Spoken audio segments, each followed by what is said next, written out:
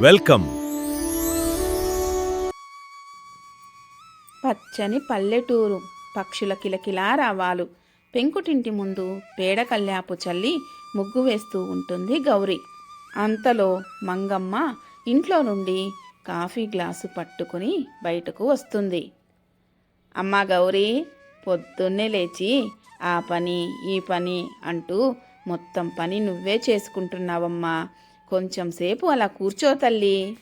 గౌరీ నవ్వుతూ లేచి అత్తగారి చేతిలో నుండి కాఫీ గ్లాసు తీసుకుంటూ, అత్తయ్య, ఊరిలో కోడి కూయక ముందే లేచి పని చేసుకుంటేనే కదా ఆ రోజంతా హాయిగా ఉండేది. పైగా మన ఇంటి పనులు మనం చేసుకుంటే నాకు బడలికే తెలియదు. రామయ్య అప్పుడే బయటకు వస్తూ, అమ్మో, పొద్దు పొద్దునే మీ ఇద్దరి మధ్య పొగడ్తల సభ నడుస్తున్నట్టుందే. మంగమ్మ నవ్వుతూ, రే రామయ్య, నీకు కాఫీ ఇచ్చే సమయానికే మా కబుర్లు మొదలవుతాయి. నువ్వు ముందు ఆ కాఫీ తాగు నాయనా. రామయ్య కాఫీ తాగుతూ, అది కాదే అమ్మా, మన ఇల్లు చిన్నదే కావచ్చు, మన దగ్గర ఉన్న డబ్బులు తక్కువే కావచ్చు, కానీ మీ ఇద్దరి ప్రేమ చూస్తుంటే మనదే ఈ ఊర్లో పెద్ద సంపద అనిపిస్తుంది.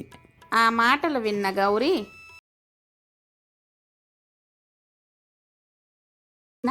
ఈ పల్లెటూరి స్వచ్ఛమైన గాలి మీ ఆశీస్సులు మాకుంటే చాలు. అలా కొంత సమయం గడిచింది. మంగమ్మ చేతిలో ఉన్న పాత లెక్కల పుస్తకం చూస్తూ, రామయ్య తండ్రి చనిపోయిన తర్వాత ఈ ఇల్లు గడవడం కొంచెం కష్టమే అయింది గౌరమ్మ. రోజు కూలి పని చేస్తూనే ఇక్కడి దాకా వచ్చాము. అత్తయ్య, ఆ రోజులు పోయాయి, ఇప్పుడు కాలం మారింది. మనం ఇలాగే కూలీలుగా ఉంటే మన కష్టాలు ఎప్పటికీ తీరవు. మనకంటూ ఏదైనా ఒక చిన్న వ్యాపారం మొదలు పెట్టాలి. రామయ్య అప్పుడే పొలం పనులు ముగించుకొని ఇంటికి వస్తాడు. ఏంటి, వ్యాపారమా? మన దగ్గర అంత పెట్టుబడి ఎక్కడిది గౌరీ? ఒక చిన్న ఛాయ్ కొట్టు పెడదామన్నా వేలల్లో ఖర్చు అవుతుంది. నువ్వన్న మాట నిజమేనయ్యా. ఆ డబ్బుల గురించే నేను కూడా ఆలోచిస్తున్నాను. అయినా ఆలోచన ఇచ్చిన ఆ దేవుడే డబ్బు దొరికే మార్గం కూడా చూపిస్తాడు. మన ఊరి ప్రజలందరి ఆరోగ్యం గురించి ఒక మంచి వ్యాపారం గుర్తొచ్చింది. అదే గానుగ నూనె వ్యాపారం. ఇప్పుడు మన మార్కెట్లో దొరికేవన్నీ కల్తీ నూనెలే కాబట్టి నాకు ఈ ఆలోచన వచ్చిందండి. గౌరీ మాటలు విన్న మంగమ్మ, అవునమ్మా, ఈ మధ్య సంతలో మొన్న కొన్న నూనె వాసన చూస్తేనే ఏదో రసాయనం కలిపినట్టు కంపు కొడుతుందే. అదే అత్తయ్య, మన పల్లెటూరిలో గానుగ నూనె వ్యాపారం చేస్తే ఎలా ఉంటుంది? మన చేతులతో స్వచ్ఛంగా ఆడించిన గానుగ నూనె ఇస్తే ఊరి ప్రజలందరూ మన దగ్గరే కొంటారు కదా. ఎలా ఉంది ఈ ఆలోచన? అంటూ రామయ్యకు, మంగమ్మకు అసలు వ్యాపారం ఎలా మొదలు పెట్టాలి, ఎలా లాభాలు తీసుకోవాలి, ఎలా స్వచ్ఛమైన నూనెను ప్రజలకు అందించాలి అనే విషయాన్ని వాళ్ళకి వివరంగా చెప్తుంది. మంగమ్మ ఆశ్చర్యంగా, గానుగ నూనె వ్యాపారమా? అప్పట్లో మా మామగారి కాలంలో ఎద్దులతో గానుగ నూనె ఆడించేవారు. ఇప్పుడు ఆ పద్ధతి ఎవ్వరికీ తెలియదు తల్లి. ఏ మిల్లులో పడితే ఆ మిల్లులో ఆడించిన నూనె తెచ్చుకొని ఆరోగ్యాలు ఖరాబు చేసుకుంటున్నారు. అవునత్తయ్య, ఆ ఎద్దుల సహాయంతోనే పాత పద్ధతిలో, స్వచ్ఛమైన పద్ధతిలో నూనె తీయవచ్చు. మనం ఎవ్వరికీ మోసం చేయకుండా స్వచ్ఛమైన ఏరుశెనగ పప్పుతో నూనె తీసి అమ్ముదాం. ఆ మాటలు విన్న రామయ్య, నీ ఆలోచన అయితే చాలా బాగుంది గౌరీ. దీంతో మన ఊరి ప్రజల ఆరోగ్యం మెరుగుపడుతుంది. మన దగ్గర ఉన్న చిన్న పొదుపు డబ్బులు, కొద్దిగా బ్యాంక్ రుణం తీసుకుంటే ఈ గానుగ నూనె వ్యాపారం ప్రారంభించవచ్చు. చాలా సంతోషమయ్యా. మీరిద్దరూ ఇలాగే నాకు సహాయంగా ఉంటే మనం ఏ పనినైనా కలిసికట్టుగా విజయం సాధించవచ్చు. సరేరా రామయ్య, మన ఊర్లో అందరూ మన నిజాయితీని నమ్ముతారు. నా కోడలు చెప్పిన ఈ ఆలోచన నాకు చాలా బాగా నచ్చింది. మనం అమ్మేది ఏదైనా సరే స్వచ్ఛంగా ఉండాలి, నీతి నిజాయితీలతో ఉండాలి. అదే మన బలం. అలాగే అత్తయ్య, రేపే మనం పోలయ్య గారి దగ్గరికి వెళ్ళి ఈ యంత్రం గురించి మాట్లాడుదాం. అలా కొన్ని రోజుల తర్వాత ఇంటి వెనుక భాగంలో చిన్న షెడ్డు వేసి చిన్నపాటి గానుగ యంత్రాన్ని ఏర్పాటు చేస్తారు. రామయ్య, గౌరీ కలిసి వేరుశెనక్కాయలు శుభ్రం చేస్తూ ఉంటారు. అంతలో మంగమ్మ అక్కడికి వస్తుంది. జాగ్రత్తరా బాబు, యంత్రంతో పనిచేసేటప్పుడు చాలా జాగ్రత్తగా ఉండాలి. నువ్వేం భయపడకమ్మా, నేనంతా చూసుకుంటానులే. మన గానుగ నూనె వ్యాపారం విజయవంతం కావడానికి నేను రాత్రింపగలు కష్టపడతాను. అలా కొంత సమయానికి గానుగ తిరగడం ప్రారంభమవుతుంది. చూడండి అత్తయ్య, మన గానుగ నుండి మొదటి చుక్క నూనె ఎలా వస్తుందో, ఎంత స్వచ్ఛంగా బంగారు రంగులో ఉందో ఒక్కసారి మీరే చూడండి. మంగమ్మ దగ్గరకు వచ్చి నూనెను చేతి వేళ్లతో తాకి చూసి సంతోషిస్తుంది. అరెరే, ఇదే అసలైన నూనెంటే, ఎలాంటి రసాయనాలు లేని స్వచ్ఛమైన కమ్మటి వాసనొస్తుంది. మన గానుగ నూనె వ్యాపారం ఖచ్చితంగా విజయవంతమవుతుంది. ఈ విషయం తెలుసుకున్న ఊరిలోని కొందరు రైతులు, ఇళ్ల యజమానులు మంగమ్మ వాళ్ళ ఇంటి ముందుకు వచ్చి నిలబడతారు. వాళ్లలో ఉన్న సూరమ్మ ఇలా అంటుంది.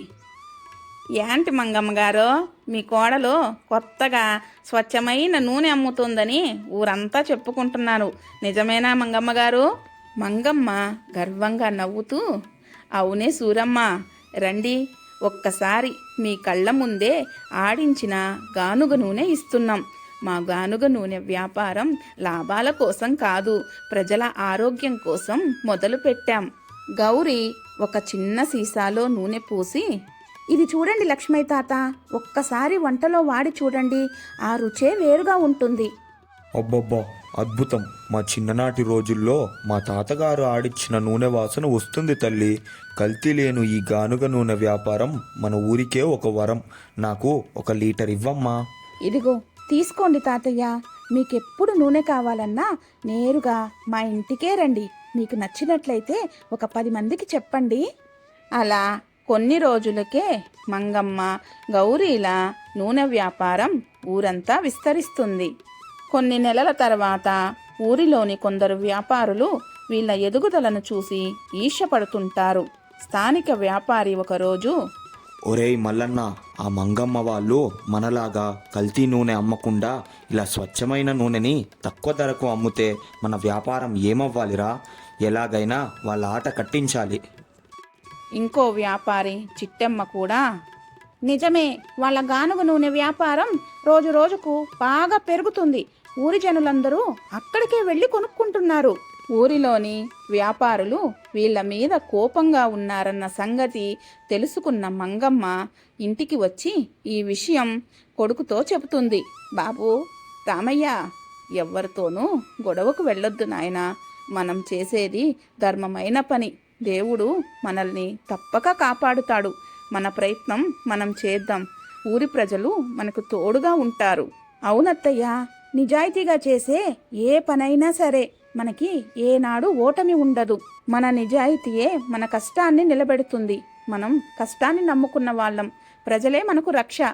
ఆ మాటలు విన్న రామయ్య, అవునమ్మా, ఎవరు ఎన్ని అడ్డంకులు సృష్టించినా మన నాణ్యతని మనం ఎప్పుడూ తగ్గించకూడదు.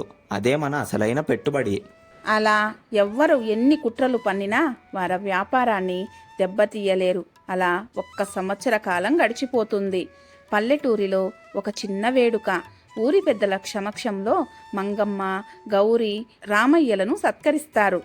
గ్రామ సర్పంచ్ మా ఊరిలో కల్తీ లేని స్వచ్ఛమైన నూనెను అందిస్తూ ఆరోగ్యకరమైన సమాజానికి బాటలు వేసిన ఈ పేద అత్తాకోడళ్ళు నేడు ప్రత్యేకంగా సన్మానిస్తున్నాం.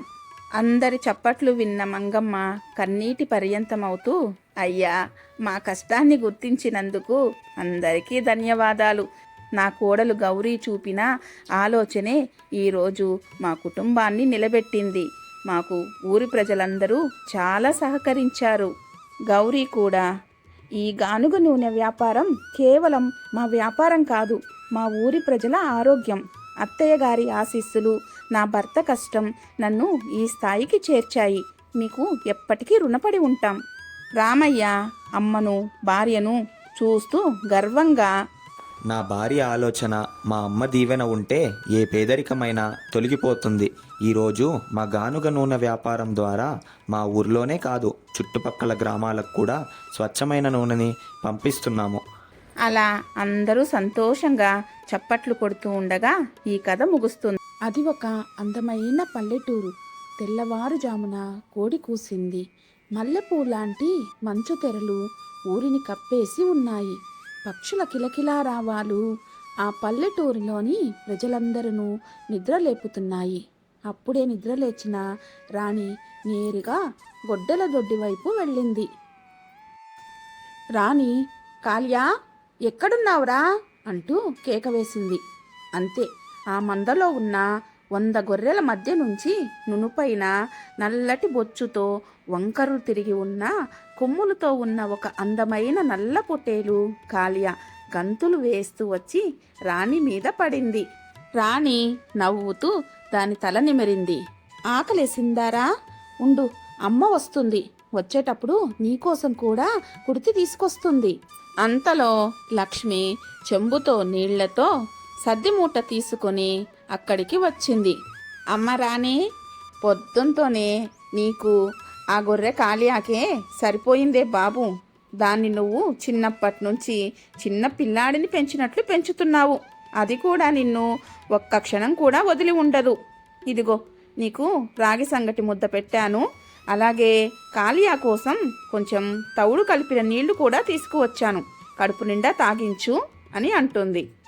అలాగే అమ్మా అని రాణి కాళియాకు తవుడు నీళ్లు తాగిపిస్తూ ఉండగా తండ్రి రామప్ప దగ్గుతూ బయటకు వచ్చాడు.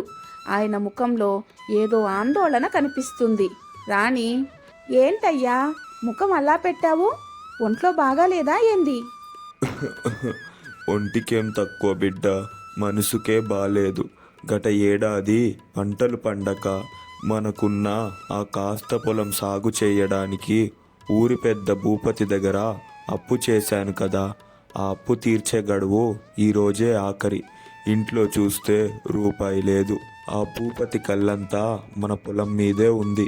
ఆ మాటలు విన్న రాణి, నువ్వేం భయపడకయ్యా, మన దగ్గర 100 గొర్రెలున్నాయి. ఆ దేవుడు మనల్ని మోసం చెయ్యడు.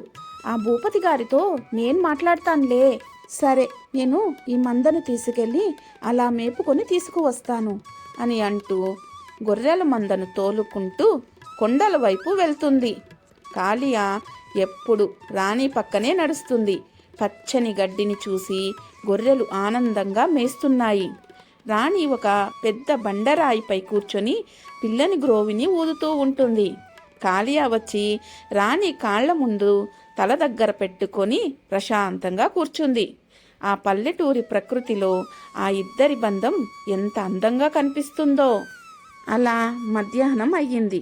రాణి సద్దిమూట విప్పి రాగి సంగటి తింటూ ఉండగా ఊరి పెద్ద భూపతి బంటు సంగన్న అక్కడికి వస్తాడు. ముఖంలో కుట్రతో రాణి వైపు చూశాడు. ఏం రాణి, హాయిగా కూర్చొని సర్ది తింటున్నావా? మీ నాయన భూపతి గారి దగ్గర తీసుకున్న అప్పు తీర్చే సమయం ఈ రోజుకి పూర్తయింది. ఈరోజు సాయంత్రానికి డబ్బు కట్టకపోతే మీకున్న ఆ 2 ఎకరాల పొలాన్ని భూపతి గారికి సొంతమవుతుంది. అయితే మా అయ్యగారు ఒక రాయబారం పంపారు. రాణి ఆశ్చర్యంగా, ఏంటా రాయబారం సంగన్న? ఇదిగో ఆ నల్ల పొటేలుంది చూసావా? దాని మీద మా అయ్యగారు కన్ను పడింది. రేపు వాళ్ళ ఇంట్లో జరిగే విందుకి దాని మాంసం కావాలంట. దాన్ని భూపతి గారికి బహుమతిగా ఇచ్చేస్తే మీ నాయన అప్పు సగం మాఫీ చేస్తారు. మిగతా సగానికి పొలం రాసివ్వాల్సి ఉంటుంది. ఆ మాటలు వినగానే రాణి గుండె జారినంత పనైంది. కాళియాను చంపి విందుకు వడ్డించడమా? రాణి కాలును గట్టిగా కౌగిలించుకుంది. కాళియా కూడా ఏదో ఆపద ముంచుకొస్తుందని తెలిసినట్లు రాణి వెనుక దాక్కుంది. రాణి కోపాన్ని అణచుకుంటూ, సంగన్న, కాలు నా ప్రాణం రా, దీన్ని నేను ఎవ్వరికి ఇవ్వను. భూపతి గారికి నా వందనాలు చెప్పు. సాయంత్రంలోపు నేనే స్వయంగా మా నాయన్ని తీసుకుని ఆయన సభకాడికి వస్తాను. న్యాయంగా ఆయన అప్పు ఎలా తీర్చాలో నాకు తెలుసు. ఆ మాటలు విన్న సంగన్న అక్కడి నుంచి వెళ్ళిపోతాడు. అలా కొంత సమయానికి ఇంటికి చేరుకున్న రాణి జరిగిన విషయమంతా వాళ్ళ అమ్మా నాన్నలకు వివరిస్తుంది. అలా సాయంత్రం అయ్యింది. రచ్చబండ దగ్గర భూపతి గారు పెద్ద కుర్చీలో కూర్చుని చుట్ట పీలుస్తున్నారు. ఊరి జనాలు చుట్టూ ఉన్నారు. రామప్ప తలదించుకుని నిలబడగా ధీరత్వంతో రాణి ఆయన పక్కనే నిలబడింది. కాళియా కూడా రాణి వెంటనే వచ్చింది. వాళ్ళందరినీ చూసిన భూపతి కోపంగా, ఏమయ్యా రామప్ప, అప్పు తీసుకునేటప్పుడు చేతులు జోడించావు కదా, మరి తీర్చే సమయానికి డబ్బులు లేవంటే కుదురుతుందా? నా బంటు సంగన్న చెప్పిన దానికి నువ్వు ఒప్పుకోలేదు. సరే, ఇప్పుడే నీ పొలం కాగితాలు నా పేరుట రాయి. ఆ మాటలు విన్న రాణి, అయ్యా భూపతి గారు, ఒక పేద రైతు పొలం లాక్కుంటే మీకు ఏమొస్తుంది చెప్పండి? నా కాలు నా ప్రాణంతో సమానం. దాన్ని కోసి మీ విందుకు పెట్టలేను. మేము అప్పు తీసుకున్న మాట నిజమే, కానీ దానికి వడ్డీ కూడా కలిపి ఇస్తాం. మాకు కొంచెం సమయం ఇవ్వండి. భూపతి ఎగతాళిగా నవ్వుతూ, హహహ, ఏంటి రాని, సమయం కావాలా? సరే, నువ్వు ఈ ఊరిలోనే తెలివైన గొర్రెల కాపరి కూతురువి కదా. ఒకవేళ నేను అడిగే 3 ప్రశ్నలకు నువ్వు సరైన సమాధానం చెబితే మీ నాయన అప్పు మొత్తం మాఫీ చేస్తాను. నీ పొలం మీకు ఉంటుంది. నీ నల్ల కాలు కూడా నీ దగ్గరే ఉంటుంది. కానీ కానీ ఏంటయ్య గారు? ఒక్క ప్రశ్నకు సమాధానం తప్పైనా నీ పొలం, నీ కాలుతో సహా నీ 100 గొర్రెలు నాకిచ్చేసి ఊరు విడిచి వెళ్ళిపోవాలి. ఈ షరతుకు నువ్వు సిద్ధమా? ఆ మాటలు విన్న రామప్ప బాధతో రాణి చెయ్యి పట్టుకున్నాడు. అమ్మ రాణి, కాళియాని వాళ్ళకిచ్చేసి మన పొలాన్ని మనం కాపాడుకుందామమ్మా. కానీ రాణి తన తండ్రికి, తన కాళియాకి ధైర్యం చెప్పి ముందుకు వస్తుంది. సరే అయ్యగారు, ఈ పంద్యానికి నేను ఒప్పుకుంటున్నాను. నా బుద్ధి బలం మీద నాకు నమ్మకం ఉంది. ఇక మీ ప్రశ్నలేవో అడగండి. ఊరి జనమంతా ఊపిరి బిగబట్టి చూస్తున్నారు. భూపతి తన మొదటి ప్రశ్న వేశాడు. ఓహో, అయితే ఇదిగో నా మొదటి ప్రశ్న. ఈ భూమికి కేంద్రం అంటే మధ్య బిందువు ఎక్కడ ఉంది? సరిగ్గా కొలిచి చెప్పు. రాణి అస్సలు కంగారు పడలేదు. తన చేతిలో ఉన్న గొర్రెల కర్రను తీసుకొని తను నిలబడిన చోటే గట్టిగా భూమిలో గుచ్చింది. రాణి, ఇదిగో అయ్యగారు, సరిగ్గా ఈ కర్ర గుచ్చిన చోటే భూమికి కేంద్రం ఉంది. మీకు నమ్మకం లేకపోతే ఒక పెద్ద తాడు తీసుకొని ఈ భూమినంతా కొలిచి చూసుకోండి. 1 అంగుళం అటు ఇటు అయినా నేను ఓడిపోయినట్టే. ఆ మాటలు విన్న భూపతి తెల్లబోయాడు. భూమినంతటినీ కొలవడం ఎవ్వరికీ సాధ్యం కాదు కాబట్టి రాణి సమాధానాన్ని తప్పు పట్టలేకపోయాడు. అయితే నా రెండో ప్రశ్న, ఆకాశంలో మొత్తం ఎన్ని నక్షత్రాలున్నాయి? రాణి నవ్వి పక్కనే ఉన్న తన ప్రియమైన నల్ల పొటేలు కాళియాను ముందుకు లాగింది. దాని దట్టమైన నల్లటి బొచ్చును నిమురుతూ ఇలా అంది. అయ్యగారు, ఇదిగో నా కాళియా ఒంటి మీద ఎన్ని వెంట్రుకలున్నాయో ఆకాశంలో సరిగ్గా అన్ని నక్షత్రాలున్నాయి. కావాలంటే మీ బంటు సంగన్నను లెక్క పెట్టుకోమనండి. 1 వెంట్రుక తక్కువైనా నేను నా ఓటమిని ఒప్పుకుంటాను. రాణి మాటలకు సంగన్న తలపట్టుకున్నాడు. గొర్రెబొచ్చు లెక్క పెట్టడం అసాధ్యం. ఆ మాటలకు ఊరి జనమంతా రాణి తెలివికి చప్పట్లు కొట్టారు. భూపతికి కోపం ఇంకా అధికమయ్యింది. ఇక ఇదిగో నా ఆఖరి ప్రశ్న. చాలా జాగ్రత్తగా విను. నా చేతుల్లో ఒక పక్షి ఉంది. అది బతికుందా లేదా చనిపోయిందా?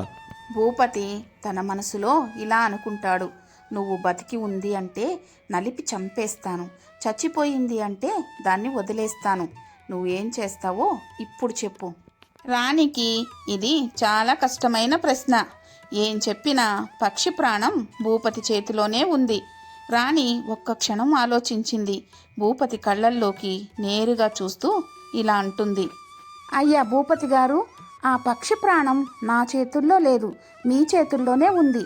మీరు దాన్ని బతికించాలన్నా చంపాలన్నా అది మీ చేతుల్లోనే ఉంది. అలాగే మాలాంటి పేద రైతుల బ్రతుకులు, ఈ మూగజీవాల ప్రాణాలు కూడా మీలాంటి పెద్దల చేతుల్లోనే ఉంటాయి. వాటిని కాపాడుతారో చంపుతారో ఇక మీ ఇష్టం. రాణి మాటల్లోని అంతరార్థం మేధస్సు రచ్చబండ దగ్గర ఉన్న ప్రతి ఒక్కరి గుండెలకు తాకింది. భూపతికి తన తప్పు తెలిసొచ్చింది. ఒక పేద గొర్రెల కాపరి ఇంతటి జీవిత సత్యాన్ని, న్యాయాన్ని మాట్లాడటం ఆయనను కదిలించింది. భూపతి మెల్లగా తన చేతిలోని పక్షిని ఆకాశంలోకి ఎగరేశాడు. కుర్చీలోంచి దిగివచ్చి రాణి భుజం తట్టాడు. సభాష్ రాణి, నువ్వు కేవలం గొర్రెల కాపరివి కాదు, ఈ ఊరికే ఒక జ్ఞానివి. చదువు లేకపోయినా సంస్కారం, సమయస్ఫూర్తి నీకు ఉన్నాయి. ఈరోజే మీ నాయన చేసిన అప్పు రద్దు చేస్తున్నాను. నీ పొలం, నీ ప్రాణమైన కాలియా నీ దగ్గరే ఉంటాయి. రామప్ప ఆనందంతో కన్నీళ్లు పెట్టుకుని రాణిని కౌగిలించుకుంటాడు. అలా గెలిచిన ఆనందంతో రామప్ప, రాణి ఇంటికి చేరుకుంటారు. లక్ష్మమ్మ ఇంట్లో నుంచి హారతి పళ్ళెం తెచ్చి రాణికి, నల్లగొర్రె కాలియాకి కలిపి దిష్టి తీసింది. ఆ పల్లెటూరి పచ్చని పొలాల మధ్య ఆ కుటుంబం, వారి నమ్మకమైన మూగజీవాల వ్యాపారము సంతోషంగా నిలిచాయి. ఈ కథలోని నీతి: బుద్ధిబలం, సమయస్ఫూర్తి ఉంటే ఆస్తులనే కాదు, మనకు ప్రాణ సమానమైన బంధాలను, మూగజీవాల ప్రాణాలను కూడా కాపాడుకోవచ్చు. ప్రేమాభిమానాలే కుటుంబానికి నిజమైన బలం.